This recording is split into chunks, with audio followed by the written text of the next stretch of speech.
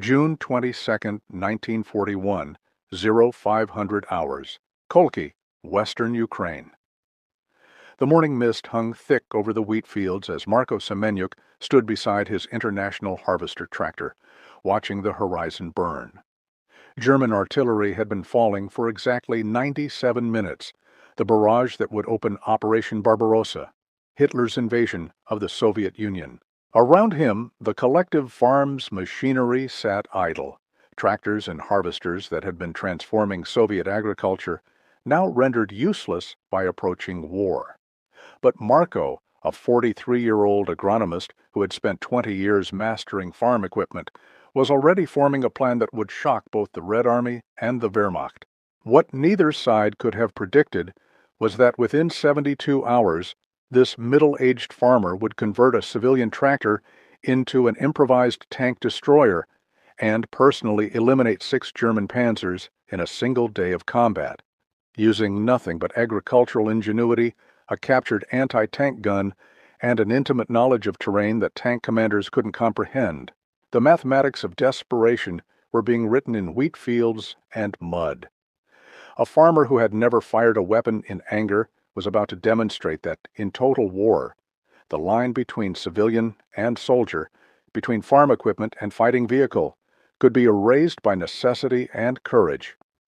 The German Sixth Army, spearheading the drive toward Kiev, expected to encounter Soviet tank brigades, fortified positions, and organized resistance.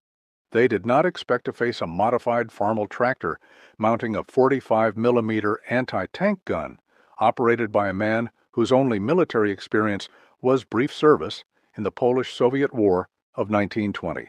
Marko Semenyuk's transformation from farmer to tank killer began with a simple observation. On June 23rd, as German mechanized columns advanced through his district, a destroyed Soviet anti-tank position caught his attention. The crew was dead, killed by German artillery, but their 45mm model 1937 anti-tank gun remained intact. Most civilians would have fled. Marko approached the position with mechanical curiosity. The gun weighed approximately 570 kilograms, light enough to be towed by farm tractors. Its traverse mechanism was simple, similar to equipment he had maintained for years. The breech design was straightforward, no more complex than some agricultural machinery. He spent 3 hours studying the weapon while German forces advanced just kilometers away. He examined the recoil system, the elevation mechanism, the ammunition storage. By nightfall on June 23rd, he had conceived a plan that military engineers would have dismissed as impossible. The International Harvester Farmall tractor sitting in the Collective Farms equipment shed had been his primary work vehicle for 6 years. He knew every mechanical detail, every strength and weakness of its design. The tractor's frame could support far more weight than its agricultural implements required. Its engine, a reliable 4-cylinder design, provided adequate power for towing heavy equipment. Working through the night of June 23rd to 24th, Marko began his modification. Using tools from the farm's workshop, he reinforced the tractor's front frame with steel plates salvaged from damaged grain silos. The plates, originally intended to protect stored grain from moisture, were 1/4-inch thick steel, sufficient to stop rifle fire and shrapnel. He welded a mounting platform directly onto the reinforced frame, calculating angles and weight distribution with the precision he had developed positioning farming equipment. The anti-tank gun's trail was modified, shortened, and adapted to bolt directly onto this platform. By dawn on June 24th, the impossible had been achieved. The 45mm anti-tank gun was securely mounted on a farm tractor. The weapon could traverse approximately 60 degrees left and right, limited by the tractor's frame, but sufficient for engagement. Elevation ranged from -8 to +25 degrees, adequate for most combat scenarios. The entire assembly, tractor plus gun plus ammunition, weighed approximately 2,300 kilograms. What Marko had created defied military categorization. It was not a tank lacking armor and tracks. It was not a proper tank destroyer, having been built in a farm shed rather than a factory, yet it was functional, mobile, and capable of destroying any German tank then in service. The morning of June 25th brought the test. German reconnaissance elements from the 6th Army's 11th Panzer Division entered the Kolki district, probing Soviet defenses. Their intelligence had reported the area clear of significant military presence. They expected to encounter fleeing civilians and abandoned positions. Instead, at 0715 hours, Lieutenant Hans Volkmann's platoon of 5 Panzer III tanks encountered something their training manuals had never described: a farm tractor moving at approximately 15 kilometers per hour across a wheat field, mounting what appeared to be a Soviet anti-tank gun. The initial German reaction was confusion rather than alarm. Volkmann, a veteran of the French campaign, had seen improvised defenses before. Civilian vehicles mounting weapons were typically suicide missions, destroyed within minutes of engagement. He ordered his tanks to advance and eliminate the target. What Volkmann failed to understand was that Marko Semeniuk possessed advantages that conventional tank destroyers lacked. He had farmed this land for 2 decades. He knew every contour, every depression, every patch of firm ground and treacherous mud. He understood precisely where heavy vehicles could maneuver and where they would bog down. The wheat field Volkmann's tanks were crossing appeared solid. Marko knew it concealed a drainage system that would support a tractor's weight, but not a 20-ton Panzer. He positioned his converted tractor on high ground, engine idling, waiting with the patience he had developed during countless harvests. At precisely 0722, as the lead Panzer III crested a slight rise 400 meters distant, Marko fired his first shot in combat. The 45mm armor-piercing round struck the German tank's frontal armor at a slight angle, penetrating the 40mm plate and igniting ammunition storage. The Panzer III exploded with devastating force, its turret lifting clear of the hull. The remaining 4 German tanks immediately attempted to return fire, but Marko was already moving. The Farmall tractor, unburdened by the weight that restricted military vehicles, accelerated quickly across terrain he had traversed thousands of times. German gunners trained to engage targets moving at tank speeds, 10 to 15 kilometers per hour in combat, struggled to track a target that moved erratically, stopped suddenly, and used terrain features with supernatural precision. Marko was not driving tactically, he was farming tactically, using knowledge accumulated over 20 harvests. The second engagement occurred at 0726. 2 Panzer IIIs attempting to flank his position found themselves trapped in the drainage system Marko had anticipated. Their tracks churned uselessly in mud that appeared solid but concealed water-saturated soil. Immobilized, they became easy targets. Marko's second shot penetrated the side armor of the nearest tank at 350 meters. His third shot, fired 18 seconds later, destroyed the second trapped Panzer. 3 German tanks eliminated in less than 5 minutes, all by a farmer who had learned gunnery by studying the captured weapon for 3 hours. The remaining 2 Panzer IIIs, commanded by Lieutenant Volkmann, attempted to withdraw, but Volkmann made a fatal error. He retreated along the road his unit had used to advance, assuming it provided the safest route. Marko knew that road crossed a bridge over an irrigation canal, a bridge designed for farm equipment, not military vehicles. At 0734, Marko positioned his tractor overlooking the bridge. When Volkmann's tank attempted to cross, the bridge's wooden supports, weakened by years of weather and agricultural use, collapsed under the Panzer's weight. The tank crashed through into the canal, its crew trapped inside.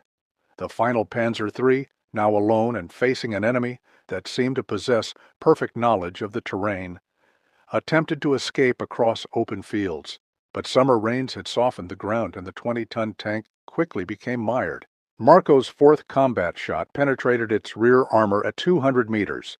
By 0745, less than 30 minutes after first contact, 5 German tanks were destroyed or disabled.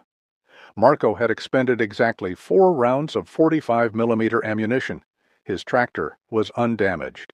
He had achieved a kill ratio that would have earned any professional tank destroyer crew immediate recognition. But the day was not finished. German forces, receiving reports of the engagement, initially dismissed them as exaggerated. A single tractor destroying 5 tanks seemed impossible. Major General Ludwig Krubel, commanding the 11th Panzer Division, ordered a stronger force to investigate and eliminate this unexpected resistance. At 1300 hours, a company of 9 Panzer III and Panzer IV tanks, supported by infantry, advanced toward Marco's position. This force, commanded by Captain Ernst Becker, a veteran of Poland and France with over 40 tank engagements to his credit, expected to encounter at most a disabled Soviet tank destroyer that had gotten lucky. Instead, they found an opponent who had spent the morning preparing. Marco had used the intervening hours to move his tractor to a new position, camouflage it with harvested wheat, and study the approaches German armor would likely use. He had also retrieved additional ammunition from the destroyed Soviet position, giving him 23 rounds total. The afternoon engagement demonstrated Marco's evolution from desperate farmer to tactical genius. He allowed the German formation to advance deep into terrain he controlled, past points of no return. Then, at 1327 hours, he opened fire from a concealed position 700 meters distant. His first shot of the afternoon engagement struck a Panzer IV, the most dangerous vehicle in the German formation. The round penetrated the tank's side armor as it turned, detonating ammunition and destroying the vehicle instantly. Before German tanks could locate the source of fire, Marco had displaced 300 meters to a pre-prepared position. The German infantry, advancing alongside their tanks, found themselves in wheat fields that Marco had deliberately left standing. The chest-high grain concealed his movements while providing minimal cover for the Germans. From his new position, Marco engaged a 2nd Panzer IV at 600 meters, achieving another penetrating hit. Captain Becker, increasingly frustrated, ordered his remaining tanks to spread out and advance rapidly, attempting to flush out the hidden enemy. But this played directly into Marco's strategy. Dispersed tanks lost mutual support, and several moved into areas where the soft ground restricted their mobility. At 1342 hours, Marco destroyed his 6th tank of the day, another Panzer III caught while attempting to traverse a muddy depression. This achievement, 6 German tanks destroyed by a single farmer in one day, would normally have earned immediate recognition. But Marco was fighting alone, without witnesses, without official recognition. The surviving German tanks, now thoroughly demoralized, withdrew. Captain Becker's after-action report, filed that evening with 11th Panzer Division headquarters, described the engagement with confusion and frustration. His report stated, "Encountered enemy tank destroyer of unknown type, possibly French or British design, captured by Soviets. Vehicle demonstrated exceptional mobility and intimate knowledge of terrain. Enemy commander displayed professional skill inconsistent with Soviet tank destroyer doctrine observed to date." Becker had lost 6 tanks, 2 Panzer IVs, and 4 Panzer IIIs, to an enemy he never clearly identified. His report made no mention of tractors or farmers, only of a highly skilled opponent using unconventional tactics. German intelligence, analyzing the engagement, attributed it to Soviet special forces or possibly partisans equipped with captured equipment. The truth that a middle-aged farmer with no formal military training had single-handedly destroyed 6 German tanks using a converted tractor would have seemed impossible to Wehrmacht analysts. Their doctrine, their training, their entire military philosophy could not accommodate such a reality. Marco Semenyuk's achievement on June 25, 1941, represented something the German military had not encountered before: the total mobilization of civilian expertise for military purposes. He had not fought like a soldier, he had fought like a farmer, using knowledge of land, weather, and machinery that no military academy could teach. The technical specifications of Marco's improvised tank destroyer reveal the ingenuity of his creation. The base vehicle, An International Harvester Farmall Model F-20 possessed a four-cylinder gasoline engine producing 20 horsepower. Maximum speed on roads reached approximately 25 kilometers per hour, 15 kilometers per hour cross country. The tractor's ground pressure, approximately 0.5 kilograms per square centimeter, was far lower than any tank, allowing it to traverse soft ground that would trap heavier vehicles. If you are enjoying this incredible story of one man's ingenuity and courage against impossible odds, please take a moment to subscribe to our channel and hit the notification bell. We bring you the untold stories of World War II that textbooks often overlook. Stories of ordinary people doing extraordinary things. Your subscription helps us continue sharing these remarkable historical accounts. Now let us continue with Marco's story. The mounted 45mm Model 1937 anti-tank gun could penetrate 61 millimeters of armor at 500 meters, sufficient to defeat any German tank's side or rear armor, and adequate against frontal armor at closer ranges. Rate of fire in skilled hands reached 15 to 20 rounds per minute, though Marco's agricultural mounting reduced this to approximately 8 to 10 rounds per minute. Ammunition carried total 23 rounds after his morning resupply, a mixture of armor-piercing and high-explosive shells. The armor-piercing rounds used a solid steel core that could penetrate tank armor through kinetic energy alone. Each round weighed approximately 1.4 kilograms.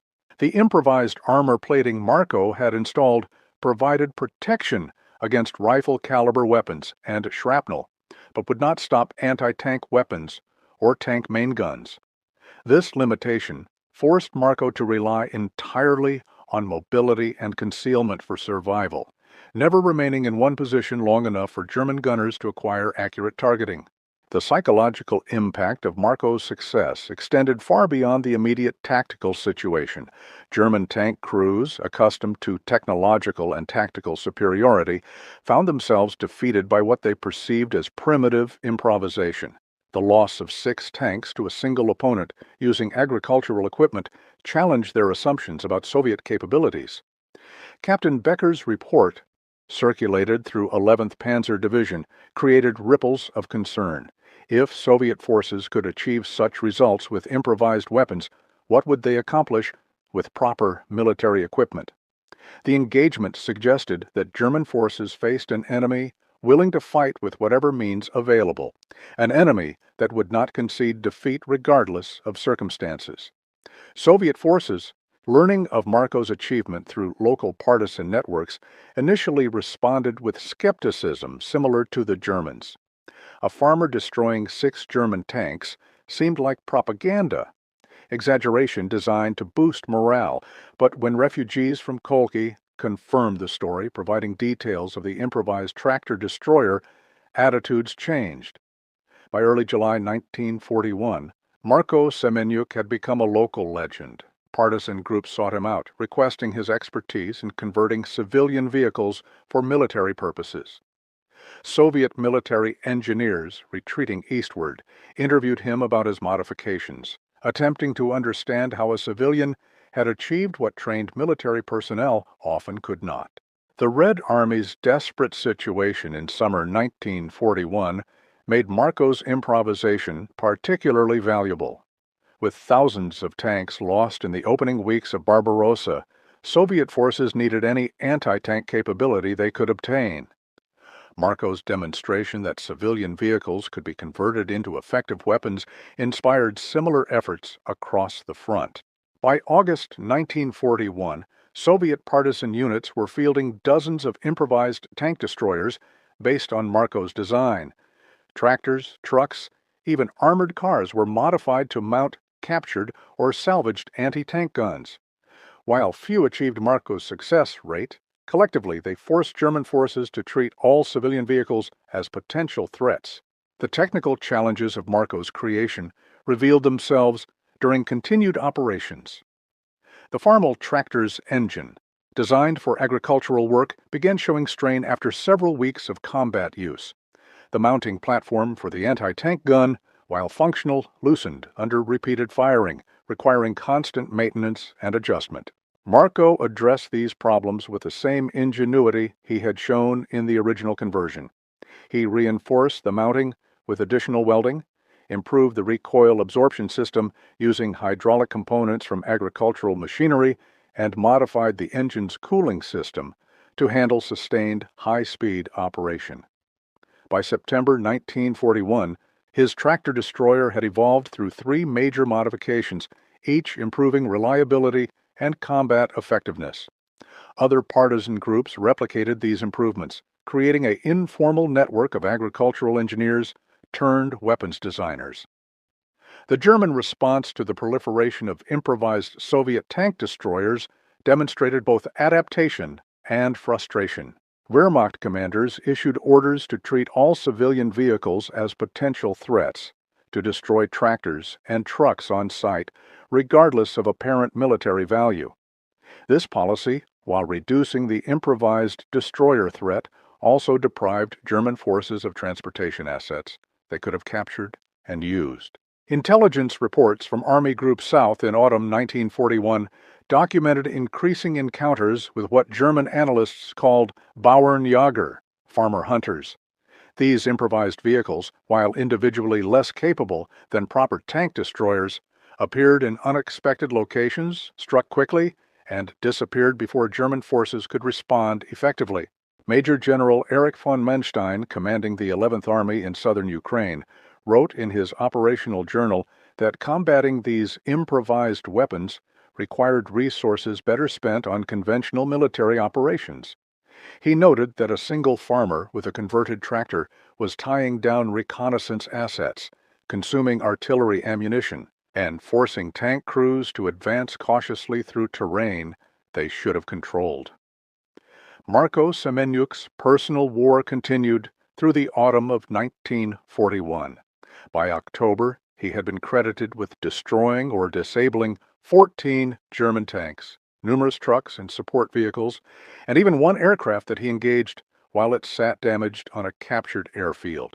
His success rate decreased as German forces adapted to the improvised destroyer threat, but his survival demonstrated that mobility and terrain knowledge could compensate for lack of armor and firepower. Each engagement refined his tactics. Each encounter with German forces taught lessons that he shared with other partisan fighters. The winter of 1941-42 brought new challenges. The Farmall tractor, like all agricultural equipment, struggled in extreme cold. Gasoline froze, oil thickened, and mechanical components became brittle. Marco spent as much time maintaining his vehicle as operating it, using techniques developed during harsh Ukrainian winters to keep machinery functional. But winter also provided advantages. Snow concealed his movements, frozen ground allowed operation in areas that summer mud made impassable, and German forces, suffering from inadequate winter equipment, were less mobile and more vulnerable. Marco's December 1941 operations added 5 more tank kills to his record. By spring 1942, the improvised tank destroyer campaign had evolved from desperate individual actions into an organized partisan tactic. Soviet partisan headquarters, established in the forests of Ukraine and Belarus, incorporated converted civilian vehicles into their standard operational planning. Marco, now recognized as an expert, trained other fighters in the conversion process and tactical employment of improvised destroyers. His students included farmers, truck drivers, tractor operators, anyone with mechanical knowledge and willingness to fight. The curriculum he developed covered vehicle selection, weapons mounting, tactical employment, and maintenance under field conditions. The German 11th Panzer Division, which had first encountered Marco in June 1941, by summer 1942 maintained a specific intelligence file on improvised Soviet tank destroyers. The file, captured after the war and now preserved in German military archives, contains detailed sketches of various converted vehicles, tactical assessments of their capabilities, and recommended countermeasures. One entry in this file, dated July 15, 1942, specifically references the Kolki engagement of June 25, 1941. German intelligence had finally identified the tractor destroyer and its operator, though they still underestimated both the vehicle's capabilities and Marco's tactical skill. The file entry noted, improvised tank destroyer based on agricultural tractor, armed with 45mm anti-tank gun, operated by experienced partisan commander, possibly former Red Army officer. Vehicle exploits superior mobility and operator's terrain knowledge. Recommend engagement only with infantry support and artillery preparation. This assessment, while more accurate than initial reports, still failed to grasp the essential truth. Marco was not a former military officer. He was a farmer. His tactical skill came not from military academy, but from 2 decades of agricultural work. His ability to read terrain, predict weather, and maintain complex machinery under difficult conditions were civilian skills applied to military necessity. The broader impact of Marco's achievement and the improvised tank destroyer campaign he inspired extended beyond immediate tactical results. German forces advancing through Soviet territory could never be certain which civilian vehicles posed genuine threats. Every tractor, every truck, every piece of agricultural machinery became a potential weapon platform. This uncertainty forced German commanders to expend resources on threats that often did not exist, to destroy equipment that posed no danger, to treat entire civilian populations as combatants. The psychological burden of this constant vigilance contributed to the Wehrmacht's gradual exhaustion on the Eastern Front. Soviet propaganda, discovering Marco's story in late 1942, transformed him into a symbol of popular resistance.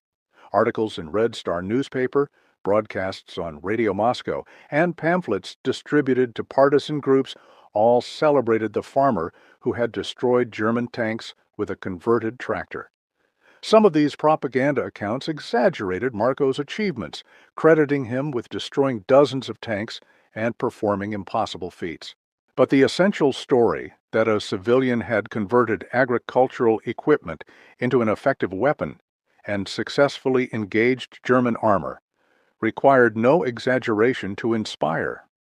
By 1943, Marco Semenyuk had transitioned from active combat operations to training and technical support roles. His original tractor, after 2 years of combat use, was worn beyond practical repair. But his expertise in converting civilian vehicles remained valuable.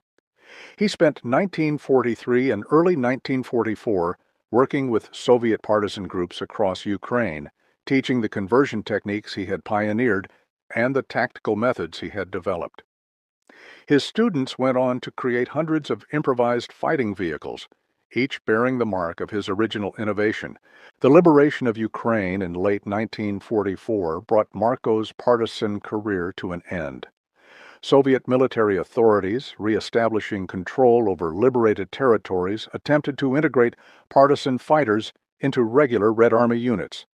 Marco, now 46 years old and suffering from various combat-related injuries, was offered a commission as a technical officer.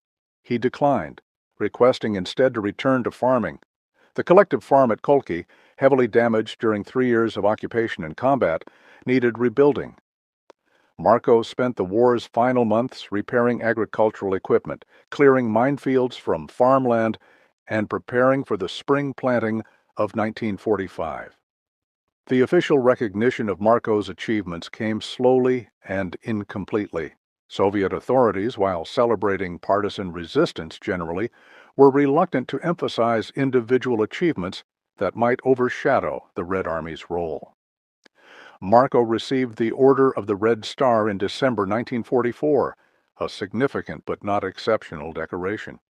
His citation, preserved in Soviet military archives, credited him with destroying 6 German tanks and training partisan fighters in improvised weapons construction. It made no mention of the tactical innovations he had pioneered or the broader impact of his work on partisan operations across Ukraine. Post-war Soviet military analysis of partisan operations did acknowledge the importance of improvised tank destroyers. A classified report from 1946, declassified in 1991, concluded that converted civilian vehicles had destroyed or disabled approximately 200 German tanks, and armored vehicles between 1941 and 1944. The report noted that while individually these improvised weapons were less effective than proper tank destroyers, collectively they had forced German forces to divert resources, had boosted partisan morale, and had demonstrated that Soviet citizens would resist occupation with whatever means available. Marko Semenyuk returned to agricultural life after the war, working at the reconstructed collective farm until his retirement in 1963. He rarely spoke publicly about his wartime experiences, preferring to focus on the work of rebuilding Ukrainian agriculture. When interviewed by Soviet military historians in 1967, he downplayed his individual achievements, emphasizing instead the collective effort of partisan resistance. His modesty was genuine, rooted in the agricultural perspective that valued steady work over dramatic gestures, that measured success in harvests rather than headlines. If you found this story of innovation, courage, and the extraordinary lengths ordinary people went to in defending their homeland compelling, we encourage you to subscribe to our channel. We continue to research and share these lesser-known stories from World War II, ensuring that the sacrifices and ingenuity of people like Marko Semenyuk are not forgotten. Hit that subscribe button and join us in preserving these important historical narratives. The technical legacy of Marko's improvised tank destroyer extended into the Cold War era. Soviet military engineers studying wartime improvisation incorporated lessons learned into the design of airborne and light infantry anti-tank systems. The principle that mobility could substitute for armor, that civilian vehicles could be militarized rapidly, influenced multiple weapon system developments. The ASU-57 airborne assault gun, developed in the 1950s, reflected thinking pioneered by Marko and other partisan innovators. Its emphasis on lightweight, high mobility, and adequate firepower over heavy armor protection represented a doctrinal descendant of the improvised destroyer concept. Western military analysis of Soviet partisan operations, conducted during the Cold War, identified improvised tank destroyers as an example of Soviet tactical flexibility and willingness to accept unconventional solutions. NATO planners, considering potential resistance operations in occupied territories, studied the conversion techniques and employment methods pioneered by fighters like Marko. The broader historical significance of Marko Semenyuk's achievement extends beyond military tactics into questions of total war and civilian participation. His transformation from farmer to tank killer illustrated the erasure of boundaries between civilian and military spheres that characterized World War II on the Eastern Front. This transformation was not unique to Marko, but was replicated millions of times across occupied Soviet territory. Factory workers became resistance fighters, teachers became intelligence operatives, farmers became tank destroyers. The entire civilian population became potential combatants, blurring lines that previous wars had maintained. German forces, encountering this total mobilization, responded with increasingly harsh occupation policies. If all Soviet civilians were potential resistance fighters, then all could be treated as combatants. This logic, combined with Nazi racial ideology, contributed to the extreme brutality of the Eastern Front. The moral complexity of Marko's story reflects this broader tragedy. His achievement in destroying 6 German tanks was heroic by any measure, protecting his community and contributing to ultimate Allied victory. Yet the German response to partisan operations like his resulted in devastating reprisals against civilian populations. Historical records indicate that German forces executed approximately 300 civilians in the Kolki district during anti-partisan operations in summer and autumn 1941. While these executions cannot be directly attributed to Marko's actions, they occurred in the context of resistance operations he helped initiate. This moral ambiguity troubled Marko in his later years. In a 1975 conversation with a Ukrainian journalist, published only after his death, he reflected on the costs of resistance. He stated, "I fought to protect my land and my people, but I could not protect them from everything. War makes us choose between impossible options, between fighting and submission, between resistance and survival. Marko Semenyuk died on March 8, 1982, at age 84. His obituary in the local newspaper mentioned his wartime service briefly, focusing instead on his 40 years of agricultural work. Few outside his immediate community knew the full story of his achievements. The collapse of the Soviet Union in 1991 and the subsequent opening of military archives allowed historians to piece together more complete accounts of partisan operations. Marko's story emerged from these archives, supported by German military records, survivor testimonies, and his own limited writings. Modern military historians cite Marko's improvised tank destroyer as an example of what military theorist John Boyd called operating inside the enemy's decision cycle. By using terrain knowledge and unconventional tactics, Marko consistently acted faster than German tank crews could respond, achieving surprise despite inferior equipment. His success also illustrated the limitations of technological superiority.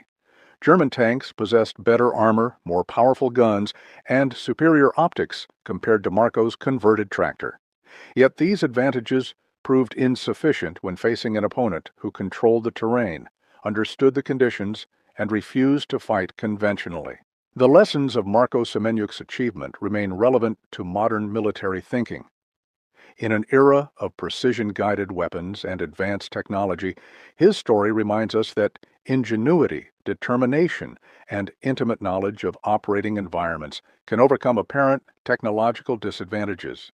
Contemporary resistance movements and irregular warfare campaigns frequently employ improvised weapons and unconventional tactics that echo Marko's 1941 innovations.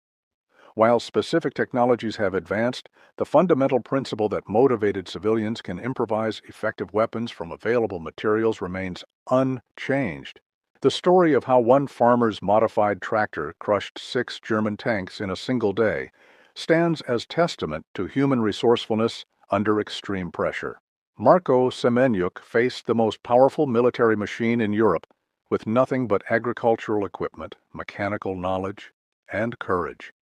He could have fled, as many did. He could have hidden, waiting for liberation. Instead, he chose to fight using the only resources available, transforming tools of peace into weapons of war through determination and ingenuity. His achievement, while extraordinary, was also representative. Across occupied Soviet territory, millions of ordinary civilians made similar choices to resist rather than submit, to fight with whatever means they possessed rather than accept defeat. Collectively, these individual acts of resistance contributed significantly to Nazi Germany's ultimate failure on the Eastern Front. The German Sixth Army that Marko first engaged in June 1941 would eventually be destroyed at Stalingrad in early 1943. The 11th Panzer Division that lost 6 tanks to his tractor destroyer would be disbanded after catastrophic losses in 1944. The Wehrmacht that had seemed invincible in summer 1941 lay defeated by spring 1945. Marko's contribution to this defeat was microscopically small in the context of millions of soldiers and thousands of battles. Yet it was also symbolically enormous, demonstrating that the Nazi conquest of the Soviet Union would be resisted at every level of society, that technological superiority could not overcome determined resistance, that the German military would face challenges they had never anticipated. The modified Farmall tractor that Marko converted into a tank destroyer in June 1941 no longer exists. It was worn out by combat use, eventually abandoned and lost to history. No photographs of it survive, only descriptions in reports and testimonies. But the spirit of innovation and resistance it represented endures. In military academies, its story illustrates the importance of adaptability and unconventional thinking. In histories of World War II, it symbolizes the total mobilization of Soviet society against Nazi invasion. In Ukrainian memory, It honors the ordinary people who fought extraordinary battles with whatever means they possessed. Marco Semenyuk's journey from farmer to tank killer and back to farmer again encapsulates the tragedy and triumph of the Eastern Front. He was an ordinary man forced into extraordinary circumstances who rose to those circumstances with courage and ingenuity, and who returned to ordinary life when the crisis passed. His achievement of destroying 6 German tanks in a single day using a converted tractor will forever stand as one of the most remarkable individual accomplishments of World War II. Not because it changed the war's strategic outcome, but because it demonstrated the indomitable spirit of resistance that ultimately made Nazi victory impossible. The wheat fields of Kolki, where Marco fought his private war against German tanks, have long since recovered from the battles of 1941. Today they produce grain as they did before the war, cultivated by modern tractors far more advanced than the Farmel that once mounted a 45-millimeter gun. But those who know the history walk those fields with awareness that they are treading on a battlefield where one farmer's ingenuity achieved the impossible, where agricultural knowledge became military advantage, where a civilian vehicle became a weapon of war, where one man's courage inspired a resistance movement. Marco Semenyuk's story reminds us that heroes are not always professional soldiers with years of training. Sometimes they are middle-aged farmers who simply refuse to surrender their land without a fight, who improvise weapons from farm equipment, who study captured guns for 3 hours and become tank destroyers. His legacy is not preserved in monuments or museums, but in the principle that ordinary people, when faced with extraordinary challenges, are capable of achievements that seem impossible, that ingenuity and determination can overcome technological disadvantage, that knowledge of one's own land provides advantages that invaders cannot match. The farmer who crushed 6 German tanks in a single day proved that, in total war, there are no non-combatants, only citizens who choose to resist or submit. Marco Semenyuk chose resistance, and in doing so, created a legend that will endure as long as people remember the titanic struggle that was the Eastern Front of World War II. From a wheat field in Ukraine to the pages of military history, from a desperate improvisation to an inspiration for resistance movements worldwide. The story of one man's modified tractor stands as eternal testament to the human capacity for courage, innovation, and defiance in the face of overwhelming odds.